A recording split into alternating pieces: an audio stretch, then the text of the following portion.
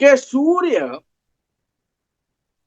जब मेष राशि में होता है तो एक अंश से लेकर के सूर्य को 10 अंश तक उच्च का माना जाता है। यदि 10 अंश सूर्य पार कर चुका है मेष राशि में तो वो अपनी उच्च राशि में तो है, लेकिन वो अब उच्च का फल नहीं करेगा। विद्वान ऐसा मानते हैं कि जो ग्रह अपने अंशों के आधार पर जब आगे गति करता है राशि में तो वो फिर अपना उच्च का फल नहीं करता। इसी प्रकार से जो ग्रह नीच राशि में होता है, ये बड़ा मार्मिक पॉइंट है आपके लिए। जब ग्रह नीच राशि में होता है तो जब वो अपने नीच अंशों से निकल जाता है तो वो नीच राशि का फल नहीं देता, याद रखना। तो जैसे सूर्य 1 से लेकर के 10 अंश तक उच्चांश में होता है, चंद्र वृषभ राशि में 3 अंश तक केवल उच्चांश में होता है और 3 अंश के बाद वृषभ राशि में चंद्र और स्वराशि का फल करने लगता है। बुध 15 डिग्री तक कन्या राशि में उच्च का फल करता है, लेकिन ये बुध कन्या राशि के 15 डिग्री को पार कर चुका है, कन्या राशि में ही क्यों ना हो, लेकिन फिर वो उच्च का फल नहीं करेगा, स्वराशि का फल करेगा। जैसे बृहस्पति 5 अंश तक कर्क राशि में और उच्च राशि का फल करेगा, और राशि तो 30 डिग्री तक उच्च मानी जाती है, लेकिन वो उच्च का फल नहीं करेगा, फिर वो स्वराशि का फल करने लग जाएगा। शुक्र 27 डिग्री तक 27 डिग्री तक और मीन राशि में अपना उच्च का फल करेगा। अगर 27 डिग्री शुक्र पार कर चुका है तो फिर वो उच्च का फल नहीं देगा। इसी प्रकार से शनि तुला राशि में अगर 20 डिग्री तक है, 20 डिग्री तक है, तो शनि उच्च का फल करेगा। यदि 20 डिग्री को क्रॉस कर चुका है तो फिर वो उच्च का फल नहीं करेगा, स्वराशि का फल करेगा। इसी प्रकार से राहु अगर वृषभ राशि के 5 अंश तक है, याद कर लो चाहे नोट कर लो, यदि राहु वृषभ राशि के या मिथुन राशि के, जो भी आप माने, तो अगर 5 डिग्री तक है तो उच्च का फल कर रहा है, 5 डिग्री को भोग चुका है तो फिर वो उच्च का फल नहीं करेगा। इसी प्रकार से केतु के लिए राहु के समान समान नियम दिया गया है। और जो ग्रह डिग्री का जो सिद्धांत है वो जो उच्च का है वही नीच का है, इसमें कोई भेदभाव नहीं है। जैसे कि सूर्य तुला राशि में अगर 10 डिग्री तक है, 1 से लेकर के अगर 10 डिग्री तक है, 0 से 10 तक है, तो वो नीच का फल कर रहा है, और वो 10 डिग्री को पार कर चुका है तो अब वो नीच राशि का फल नहीं करेगा, याद रखना। ये विशेष महत्वपूर्ण विषय है जिसको आपको हमेशा ध्यान रखना चाहिए। वैसे पाराशर का जो सिद्धांत है राहु केतु के लिए वो स्पेशल है, उसको मैं बताए देता हूं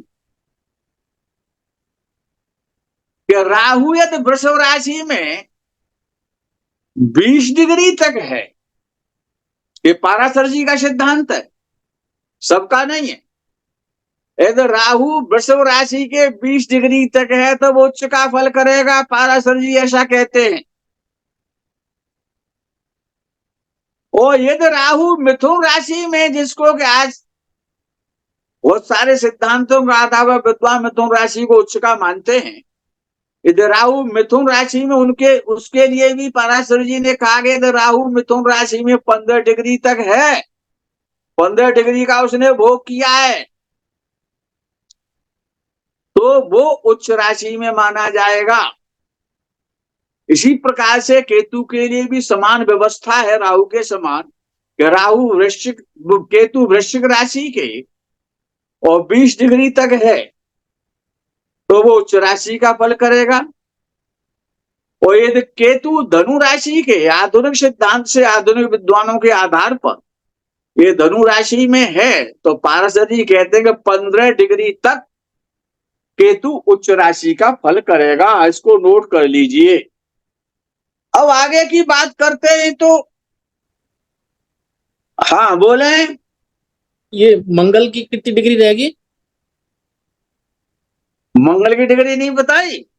जी चलो रह गई। मंगल की बताते हैं हम, कि मंगल यदि मकर राशि के 28 डिग्री तक है,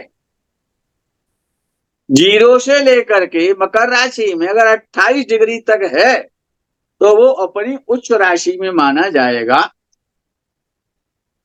इसी प्रकार से अगर मंगल कर्क राशि में है तो वो 28 डिग्री तक नीच राशि का ही फल देगा, नीच राशि का ही माना जाएगा। आगे की बात करते हैं। अब वो यहां पर मूल त्रिकोण राशि की थोड़ी चर्चा करेंगे कि मूल त्रिकोण राशि में ग्रह कहां, किस अंश तक मूल त्रिकोण में माना। पूरी राशि मूल त्रिकोण नहीं मानी जाएगी, वो भी डिग्री के आधार पर है। कि सूर्य सिंह राशि में, नोट कर लेना कि सूर्य सिंह राशि के 20 अंश तक है तो वो अपनी मूल त्रिकोण राशि में माना जाएगा, मूल त्रिकोण राशि के अंशों में है। और 20 अंश अगर सिंह राशि में सूर्य आगे जा चुका है 20 अंश से, तो वो स्वराशि का फल करेगा, वो मूल त्रिकोण राशि का फल नहीं कर रहा।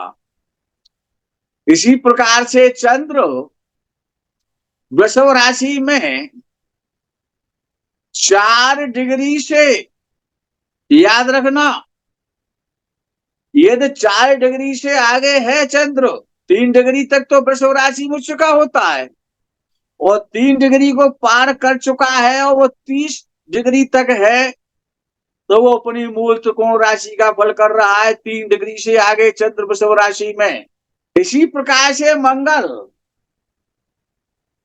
अगर मेष राशि में 12 अंश तक है तो अपनी मूल त्रिकोण राशि का फल करेगा, 12 अंश से आगे वो भी स्वराशि का फल करेगा। बुध कन्या राशि के 16 अंश को पार कर चुका है, 16 से 25 अंश तक स्वराशि का फल करेगा, 16 अंश से 25 डिग्री तक वो अपना परमोच्च फल करेगा। उच्च नहीं, परमोच्च शब्द आया उसके लिए। बृहस्पति धनु राशि के 20 अंश तक मूल त्रिकोण राशि का फल करेंगे, और बृहस्पति धनु राशि में 20 अंश से ज्यादा डिग्री पर है तो अपनी स्वराशि का फल करेंगे। इसी प्रकार से शुक्र तुला राशि के 20 अंश तक मूल त्रिकोण राशि का फल करेगा, 20 अंश से आगे स्वराशि का फल देगा। शनि कुंभ राशि के, यदि मूल त्रिकोण राशि जो कुंभ राशि मानी गई शनि की, उसमें यदि शनि 20 अंश तक है कुंभ राशि में तो वो मूल त्रिकोण राशि में ही माना जाएगा, मूल त्रिकोण राशि का फल करेगा। और 20 अंश से आगे यदि शनि महाराज हैं तो वो स्वराशि का फल करेंगे।